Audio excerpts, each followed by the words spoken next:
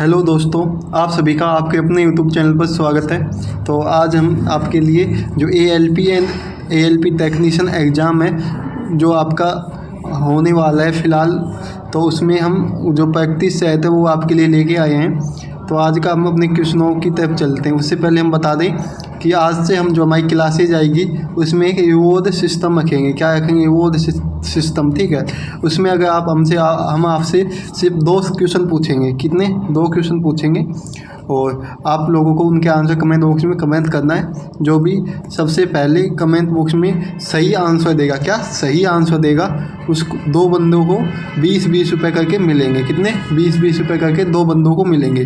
तो सभी लोगों को जो भी हम क्वेश्चन आपसे पूछते हैं, 2 क्वेश्चन पूछेंगे, सिर्फ 2 क्वेश्चन, ठीक है। वो आपके मैथ के भी हो सकते हैं, जीके के भी हो सकते हैं, किसी भी सब्जेक्ट के हो सकते हैं। आपको उनके आंसर कमेंट बॉक्स में कमेंट करना है, ठीक है। तो ये प्रैक्टिस सेट चलने वाले हैं, तो इनमें आपके मेनली या तो जीके का क्वेश्चन होगा या मैथ का या साइंस के। तीन तरह के क्वेश्चन आपसे पूछे जाएंगे, इससे अलावा आपके नहीं पूछे जाएंगे, ठीक है। तो सभी लोगों को वीडियो को अंत तक देखना है। तो अपना पहला क्वेश्चन है, एक उत्तल लेंस के प्रधान अक्ष पर प्रकाश केंद्र से 15 सेंटीमीटर की दूरी पर रखे बिंब का काल्पनिक प्रतिबिंब लेंस से 25 सेंटीमीटर की दूरी पर बनता है, तो लेंस का फोकस दूरी ज्ञात करनी है। तो ये क्वेश्चन आपको जल्दी से बताओ क्या होगा इसका आंसर। तो आपको पता होगा इसमें जो प्रधान अक्ष है ना, तो इसका होता है मुख्य अक्ष। क्या होता है? मुख्य अक्ष होता है, ठीक है। तो इसमें जल्दी से आंसर बताओ, उसके बाद हम इसको सोल्व करवाते हैं, ठीक है। हम आपको देंगे सिर्फ 15 सेकंड। 15 सेकंड बाद हम आपको आंसर बताएंगे। तो सभी लोगों को फास्ट व जल्दी से इसका आंसर बताना है। बताओ।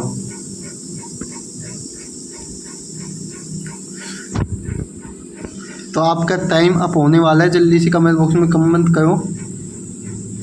चलो हम बताते हैं अब इसका आंसर, ठीक है। आपका टाइम अप हो चुका है। देखो इसमें आपको क्या क्या दे रखा है। मुख्य अक्ष प्रकाश केंद्र से 15 सेंटीमीटर की दूरी पर रखे बिंब पर काल्पनिक प्रतिबिंब 25 सेंटीमीटर, ठीक है। तो इसमें आपको V दे रखा है। कितना? V 25 दे रखा है। V 25 सेंटीमीटर दे रखा है। V का मतलब क्या होता है पता? V का मतलब होता है आपका प्रतिबिंब लेंस, यानी इसमें लेंस पे प्रतिबिंब पड़ता है, काल्पनिक है, ठीक है। तो V हम दर्शाते हैं प्रतिबिंब को 25, ठीक है। और उसके बाद आपको U कितना दे रखा है। U है कोई भी वस्तु हो सकती है, ठीक है। इसमें उत्तल लेंस दे रखा है, तो मान लो ये कोई भी वस्तु है जो कि 15 सेंटीमीटर की दूरी पे रखी है। कितनी? U कितना होगा? 15 सेंटीमीटर। कितनी होगी? 15 सेंटीमीटर होगी, ठीक है। अब आपको एक फॉर्मूला याद होगा। तो इसमें देखो V और U दे रखा है अपन को, और ज्ञात क्या करना है? F ज्ञात करना है। क्या ज्ञात करना है? F ज्ञात करना है आप लोगों को, ठीक है। तो अब हम आपको एक फॉर्मूला दिखाते हैं इसके लिए। तो स्क्रीन बड़ी कर लेते ताकि आपको दिक्कत ना आए। देखो एक फॉर्मूला होता है 1/F, ठीक है, बराबर 1/V माइनस 1/U। तो अब इसमें हम मान रख देंगे, आपका 1/F का मान आ जाएगा। जैसे कि हम मान रखते हैं, जैसे कि हम मान रख देते हैं इसमें 1/-25। तो जो V था आपका 25 दे रखा है, ठीक है। और माइनस में इसलिए है क्योंकि वो काल्पनिक है। माइनस क्वेश्चन में है, इन जो फॉर्मूला है उसमें माइनस होता है। उसके बाद -15, ठीक है। तो ये हो गया आपका, यहाँ तक F आपको ज्ञात करना है।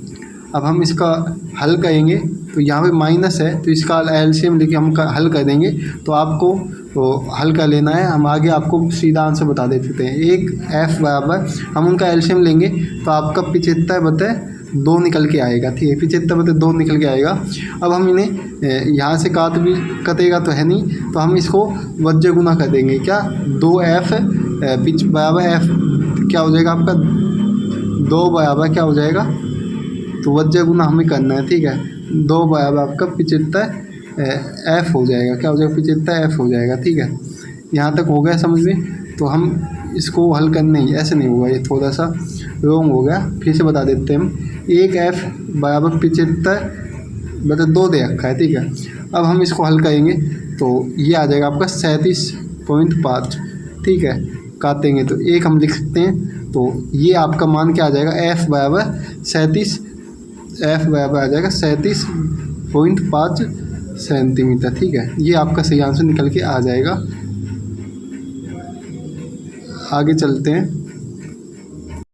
दोस्तों। इसमें जो आपका ऑप्शन है ना, ये थोड़ा मिस्टेक हो गई है, तो इसका आपका आंसर जो आएगा 37.5 ही आएगा। ठीक है, यही आपका आंसर आएगा सेंटीमीटर। अगला क्वेश्चन चलते हैं। अगला क्वेश्चन है, मिट्टी के तेल के बर्तन में बर्फ़ का एक टुकड़ा डाला जाता है। बर्फ़ के पिघलने पर मिट्टी की तेल सतह, मतलब मिट्टी की जो सतह है वो कैसी होगी? गिरेगी, वैसी ही बनी रहेगी, या उठेगी? उपयुक्त में से कोई नहीं, बताओ जल्दी से आंसर दो। इसका क्या होगा? तो ये थोड़ा कुछ भी नहीं है, इसको इग्नोर करना। तो आपका इसके आंसर की बात करें तो इसका आंसर आपका हो जाएगा ऑप्शन, क्या हो जाएगा आपका सही आंसर? बताओ क्या होगा? तो इसमें आपका सही आंसर हो जाएगा गिरेगी। मानी मिट्टी के तेल के बर्तन में बर्फ़ का एक टुकड़ा डाला है, ठीक है, और बर्फ़ के पिघलने पर मिट्टी के तेल की सतह क्या हो जाएगी? गिर जाएगी। ठीक है, आगे चलते हैं हम लोग।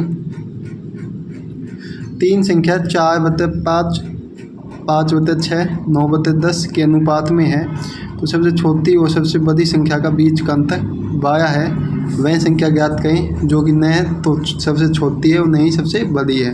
तो देखो, इसको ज्ञात करने के लिए हमें क्या करना पड़ेगा? सबसे पहले तो अपन को ये संख्या है ना, इनका क्या लेंगे? एलसीएम ले लेंगे। क्या ले लेंगे? एलसीएम ले लेंगे। ठीक है, तो इनका एलसीएम कितना आएगा? 30 आएगा। 30 इनका एलसीएम आ गया। अब हम इसको जो इसमें क्या दे रखा आपको, सबसे छोटी व सबसे बड़ी संख्या का अंतर 12 है। कितना है? 12 है। ठीक है, तो आपका जैसे कि 4/5 गुना 30 करेंगे। ठीक है, क्योंकि हमें इसका जो कॉमन संख्या है वो 30 आई है, जो कि इनका एलसीएम है।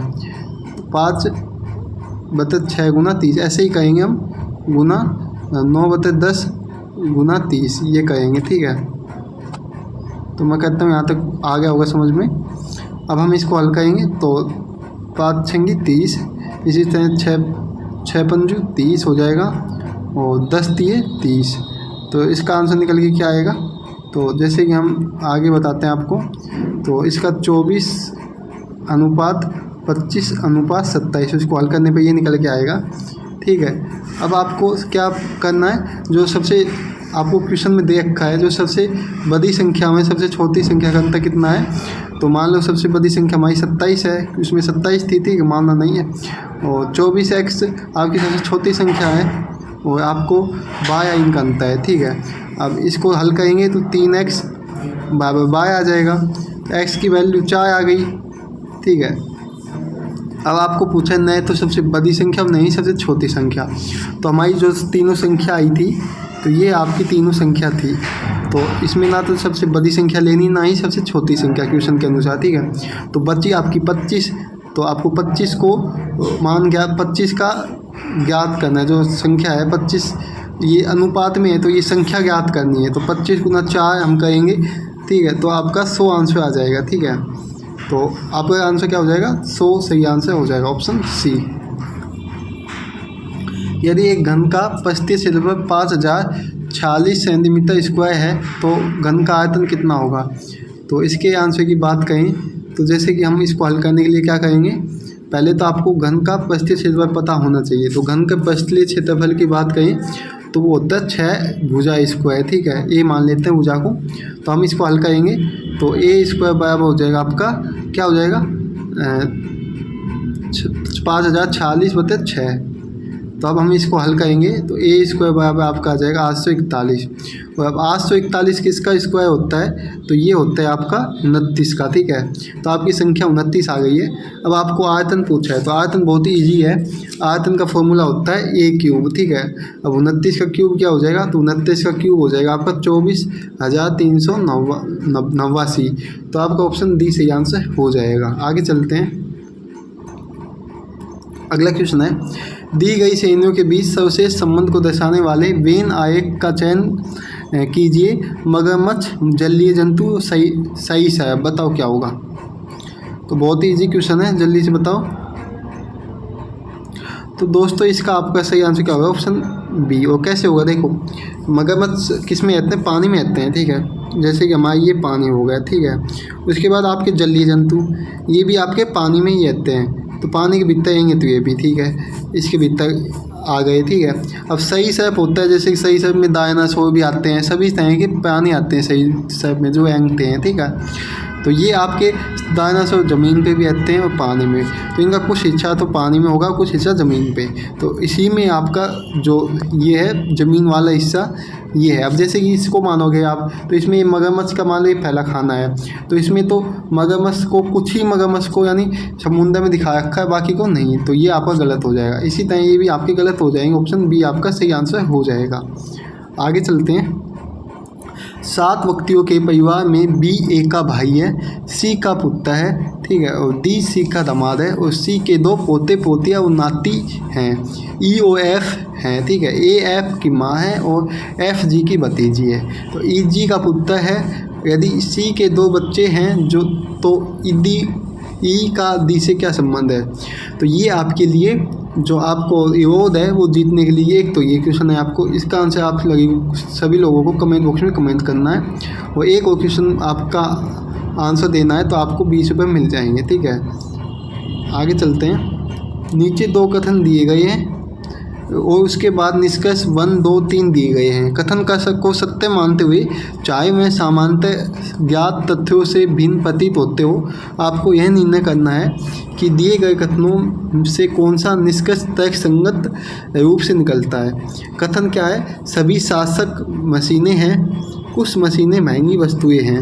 निष्कर्ष 1 है कुछ शासक महंगी वस्तुएं हैं, कुछ महंगी वस्तुएं मशीनें हैं, सभी महंगी वस्तुएं मशीनें हैं। तो अब इसका आंसर बताओ सभी लोगों क्या होगा। आपको मिलते हैं सिर्फ 10 सेकंड, उसके बाद हम बताएंगे। तो आपके 10 सेकंड समाप्त होने वाले हैं, जल्दी से बताओ। तो इसका आपका आंसर क्या हो जाएगा? ऑप्शन बी हो जाएगा, यानी केवल निष्कर्ष सेकंड निकलता है, यानी कुछ महंगी वस्तुएं मशीनें हैं, ठीक है। तो यहाँ पे कथन में देखा कुछ मशीनें बहुत महंगी वस्तुएं हैं, तो इसमें ये हो जाएगा कुछ महंगी वस्तुएं मशीनें हैं, तो ये भी सही आंसर हो जाएगा आपका। आगे चलते हैं हम लोग। अगला क्वेश्चन है निम्नलिखित शक्तियों में से किसे भारत में पिछड़े वर्गों और जातियों के प्रवक्ता के रूप में वर्णित किया गया है। बहुत ईजी क्वेश्चन, जल्दी से बताओ क्या होगा। आपको मिलता है सिर्फ 5 सेकंड। कमेंट बॉक्स में सभी को कमेंट करते हुए चलना है, और जो भी ना समझ में आए तो आप कमेंट बॉक्स में कमेंट कर सकते हो। तो इसका आपका सही आंसर क्या हो जाएगा? ऑप्शन हो जाएगा आपका बाबा साहेब, डॉक्टर बाबा साहेब अम्बेडकर। ऑप्शन आपका हो जाएगा क्या हो जाएगा? आपका ऑप्शन सी हो जाएगा, ठीक है। आगे चलते हैं। 9 नंबर क्वेश्चन है सही कथन को पहचानिए। अब बताओ इसमें से सही कथन कौन सा है। सभी लोग कमेंट बॉक्स में कमेंट करो। आपको मिलते हैं सिर्फ 10 सेकेंड, तो बताओ जल्दी से। तो देखो, इसको हल करने के लिए आपको क्या करना पड़ेगा? सभी कथनों को पढ़ना पड़ेगा और पहचानना होगा कि सही कथन कौन सा है, ठीक है। तो हम आपको बताते हैं आंसर क्या होगा। इसका आंसर होगा गतिक व घर्षण गुणांक स्थितिक घर्षण गुणांक से कम होता है। ये कथन एकदम राइट कथन है, बाकी कथन गलत हैं। एक बड़े होल की दीवारों से ध्वनि के बार बार परावर्तन को क्या कहा जाता है, जिसके परिणाम से ध्वनि की अनुभूति बनी रहती है। तो इसका आपका सही आंसर क्या हो जाएगा? प्रतिध्वनि कहा जाता है। क्या कहा जाता है? प्रतिध्वनि। जब एक गेंद कुछ ऊंचाई से गिरती है तो वह धरती से टकराकर उस ऊंचाई के 4/5 भाग तक उछलती है। यदि किसी गेंद को 40 मीटर ऊंचाई से गिराया जाए तो तीसरे उछाल में वह कितनी बार तय करेगी। तो बहुत ही ईजी क्वेश्चन है। इसको हल करने के लिए आपको देखो क्या पूछा है, 3 उछाल। तो 3 उछाल के लिए हमें क्या करना पड़ेगा? तो कितनी ऊंचाई है? 40 मीटर की ऊंचाई है, तो गुना ऊंचाई कितनी है? 4/5। तो अब इसको आपको 3 बार क्या करना है? गुना ही करना है, ठीक है। 4/5 गुना 4/5 40 को, तो ये हो जाएगा आपका 8 पंचू 40, 8 हो गया। अब आप इसको हल करोगे तो ये आएगा 525 512/25 512/25, और इसका जो आंसर निकल के आएगा आपका 20 सही 12/25, ये 25 नहीं 15 निकल के आएगा, ठीक है। ये आपका क्या हो जाएगा? 20 सही 12/25 मीटर है। आंसर क्या हो जाएगा आपका?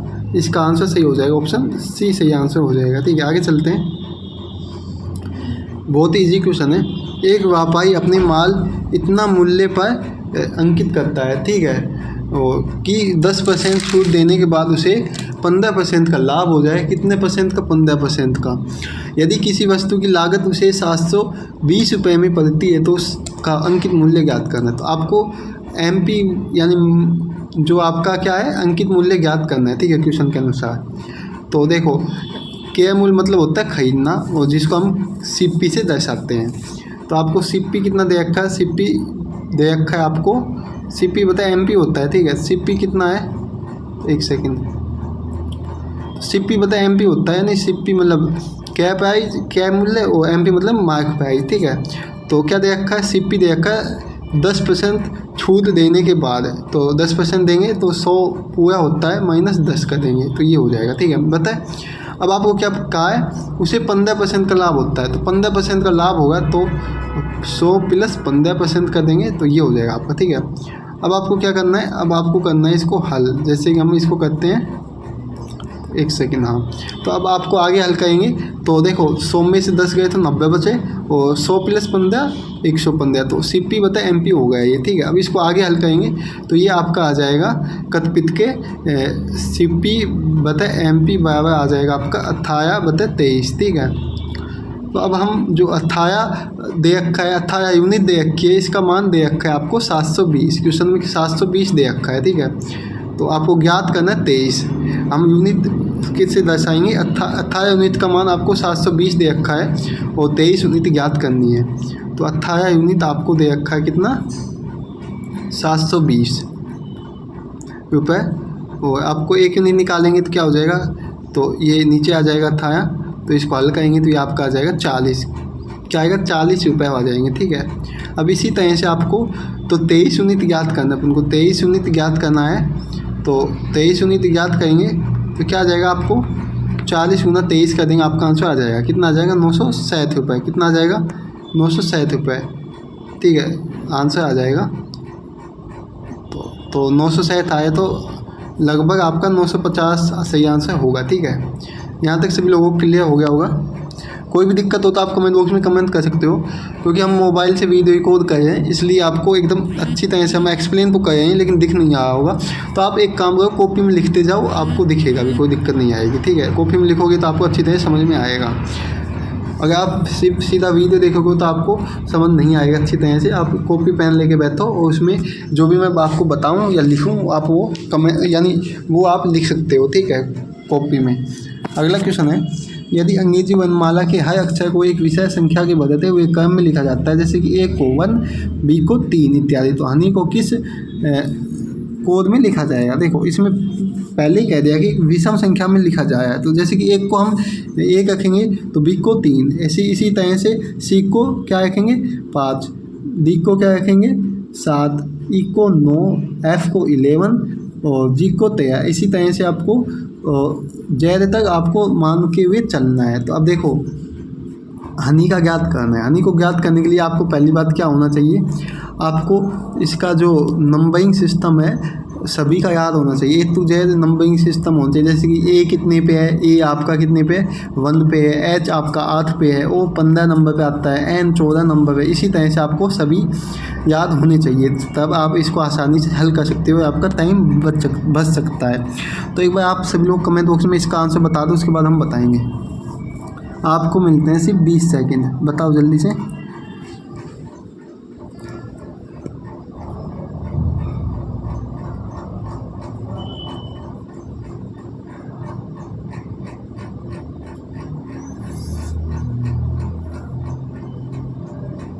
देखो अब इसको हल करेंगे तो या तो आप इसको सीधा ABCD लिख लो एक जगह और उसको वैसे सीधे हल कर सकते हो, ठीक है। या आप अगर मेरी तरीक से काम लो तो देखो इसको क्या करना है, जैसे कि जो भी आपका शब्द है उसका नंबर संख्या कितनी है वो करना है। जैसे कि आपका H है, ठीक है, H है तो H को 8 नंबर पे आता है, गुना 2 और -1, जो भी निकल के आप आएगा वो आपका जो इसका विषम संख्या आपकी निकल के आ जाएगी। तो जैसे कि इसको हल करेंगे 16 - 1 15, तो 15 आपके COM में है, ठीक है, COM में है। अभी देखते हैं आगे क्या होता है। आगे O आता है। अब O को हल करेंगे तो O कितने नंबर पे आता है? 15 नंबर पे, और गुना 2 - 1 30, 29 हो गया। तो क्या होगा 29, तो 29 किस में है, 29 भी ए और सी दोनों में है। अब हम करते हैं आपका एन का हल। तो एन को हल करेंगे तो एन आप आता है आपका 14 नंबर पे गुना 2 माइनस 1, ठीक है। तो अब इसको हल करेंगे तो क्या आएगा आपका, एक बार फिर से लिख देते हैं। एन आता है आपका 14 नंबर पे गुना 2 माइनस 1, 28 27, तो 27। तो देखो इसमें भी 27 है, इसमें भी 27 है। अब आपका क्या बचा, ई बचा। ई देखते हैं, ई क्या आएगा, 5 गुना 2 माइनस 1 यानी 9 आ जाएगा। तो 9 किस में है आपका, दोनों में है 9 भी, ठीक है। अब लास्ट कक्षा है आपका वाई। अब इससे आपका पता चलेगा आंसर क्या होगा। वाई आता है 25 नंबर पे गुना 2 माइनस 1 करेंगे तो आपका आंसर क्या आएगा देखते हैं। तो वाई 50 माइनस 49, तो 49 यानी इसमें 47 है, ये होगा नहीं, तो 49 ये हो जाएगा। ऑप्शन आपका ए सही आंसर हो जाएगा। जिसका भी ए आंसर सही था वो, तो जिसका भी ए सही आंसर है यानी ए कमेंट बॉक्स में किया था उसका सही आंसर हो जाएगा। अब आगे चलते हैं। तो निम्नलिखित में से किस महासागर का सबसे गहरा बिंदु जावा गहता है। तो इसकी बात करें तो इसका आपका सही आंसर हो जाएगा, ऑप्शन क्या हो जाएगा बताओ जल्दी से। ऑप्शन हो जाएगा आपका हिंद महासागर। कौन सा है, हिंद महासागर। अगला है, कोई प्रकाश किरण वायु में रखे कांच के प्रिज्म के अपवर्तन पृष्ठ AB पर अपवर्तित होती है और अन्य परिवर्तक पृष्ठ AC से बाहर निकलती है। निम्न कथनों पर विचार करें। पृष्ठ AB पर अपवर्तन कोण आपतन कोण से कम होता है। पृष्ठ AC पर अपवर्तन कोण आपतन कोण से कम होता है। उपरोक्त में से कौन सा कथन सही है बताओ, जल्दी से बताओ। आपको मिलते हैं सिर्फ 10 सेकेंड। तो देखो आपका इसका आंसर क्या हो जाएगा। इसका आपका ऑप्शन जो पृष्ठ AB का परिवर्तन अपवर्तन कोण है वो आपतन कोण से कम होता है। ऑप्शन ए आपका सही आंसर हो जाएगा। अगला क्वेश्चन है, इजी क्वेश्चन है। भरत और सपना पति और पत्नी है। रोहित और भरत भाई हैं। सुरेश रोहित के पिता हैं। सपना का पुत्र किस है और किस सुरेश से किस प्रकार से संबंधित है बताओ। आपको मिलते हैं सिर्फ 10 सेकंड, जल्दी से आंसर दे दो।